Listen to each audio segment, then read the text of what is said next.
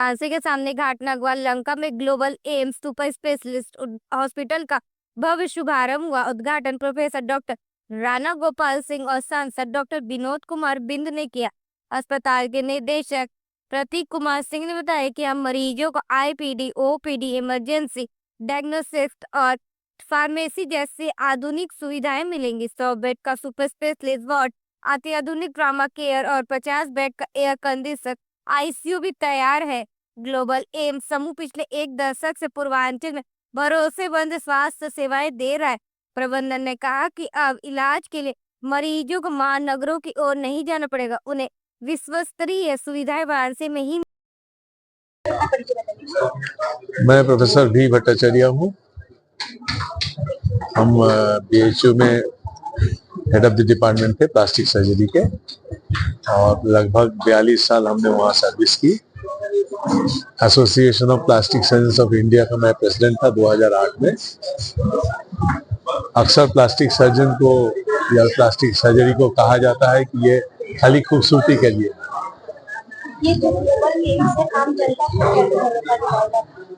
Global AIIMS में मैंने अभी घूम के देखा है, यहाँ हर तरह के ऑपरेशन थिएटर है, हर तरह के बेड है और हर स्तर के लोगों को यहाँ सुविधा दिया जा सकता है।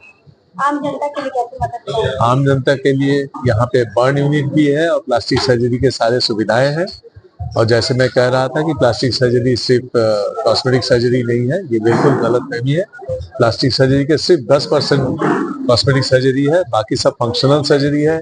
जो पैदाइशी समस्याएं हैं, जो डिफेक्ट्स हैं, कैंसर के बाद जो डिफेक्ट होते हैं उसका रिकंस्ट्रक्शन, जलने के बाद जो रिकंस्ट्रक्शन किया जाता है, जो अंग टेढ़े मेढ़े हो जाते हैं, तमाम ऐसे जो चोट लगने के बाद हड्डी या टेंडन कट गया उसके।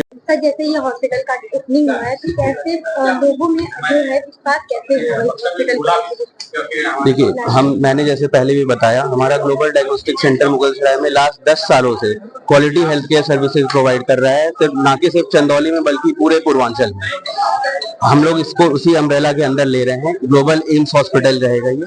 तो पूरी कोशिश रहेगी कि डायग्नोस्टिक में हमने अपना जो जमाया, अपना जो भी ट्रस्ट बिल्डअप किया, लोगों के आशीर्वाद से अच्छा चला, यहाँ पे भी हम उसी ट्रस्ट को आगे बढ़ाएं और क्वालिटी सर्विसेज दें।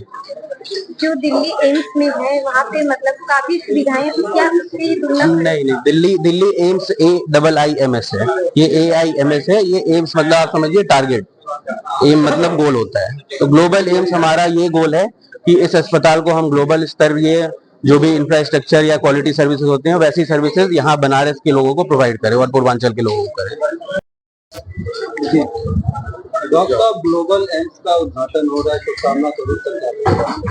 मैं ग्लोबल एम्स के जो डायरेक्टर हैं, यहाँ के डॉक्टर हैं, और इसके संचालक जो है बेटा जो है प्रतीक जी है, और सभी लोगों को मैं ढेर सारी शुभकामना और बधाई देता हूँ। क्योंकि हम लोगों के लिए सबसे बड़ी दिक्कत होती है कि अभी भी इतने बड़े प्रदेश में हर जगह जो है हम लोग को आईसीयू सुविधा दे पाना मुश्किल होता है। जहाँ इस हॉस्पिटल में 50 बेड का जो है आईसीयू सेटअप भी है और मॉड्यूलर ओटी भी है, 5 जो है ओटी है, और जितने भी हमारे मेडिकल्स के नॉर्म्स होते हैं सबको पूरा करते हुए ये तैयार किया गया है और सारी सुविधाओं के साथ तैयार किया गया। तो हमें लगता है कि ऐसे हॉस्पिटल की हम लोगों के लिए सब जरूरत थी जो हमारे पूर्वांचल में मिला है, तो हम लोग इसके लिए भाग्यशाली हैं। और आपको प्रिंट मीडिया, इलेक्ट्रॉनिक मीडिया और यहाँ पर पैरामेडिकल, मेडिकल और डॉक्टर सबको ढेर सारी शुभकामनाएं और बधाई देता हूँ। डॉक्टर साहब, अगर चिकित्सा की बात की जाए तो दवाइयों वगैरह का जो खर्चा है वो मरीजों के लिए बहुत ज्यादा जरूरी है।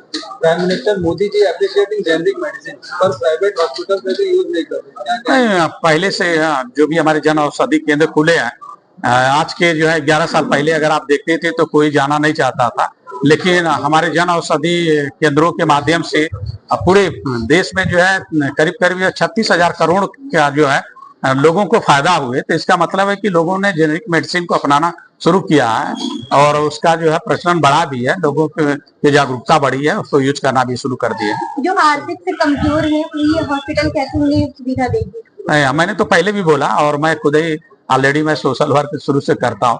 और पहले जब आयुष्मान कार्ड नहीं था तो हमारे यहाँ जो मरीज आता था बोलता था डॉक्टर साहब मेरे पास पैसे नहीं है, तभी मैं उनका फ्री में इलाज करता था। लेकिन मैं अपने देश के यशस्वी प्रधानमंत्री मोदी जी को धन्यवाद दूंगा जिन्होंने आयुष्मान कार्ड लागू करके जो है 5 लाख का जो है फ्री का इलाज देने का काम किया। और जब मरीज का इलाज हम लोग करते हैं तो मरीज बोलता है जो 10 साल 15 साल 20 साल 25 साल से जिनके कुल्ले में की दिक्कत है, घुटने की दिक्कत है, स्पाइन की दिक्कत है, और जो मरीज नहीं चल पाता था, जब वो चलने लगता तो बोलता डॉक्टर साहब का बहुत बहुत धन्यवाद। मुझे धन्यवाद देने की जरूरत नहीं है, हमारे देश के यशस्वी प्रधानमंत्री मोदी जी को धन्यवाद दीजिए जिसकी वजह से आप चलने लगे। यहाँ तक कि हमारे सरकार ने 70 साल उम्र जिसकी भी हो गई है उसके भी आयुष्मान कार्ड बन रहे हैं। तो हेल्थ के क्षेत्र में चाहे चिकित्सा का हो, चाहे शिक्षा का क्षेत्र हो, चाहे बिजली पानी रोड सड़क हर क्षेत्रों में हमारी सरकार जो है अच्छा काम कर रही है। और 11 साल में आपने देखा होगा कि कितने बड़े परिवर्तन हुआ है और किसे छिपा नहीं। Thank you.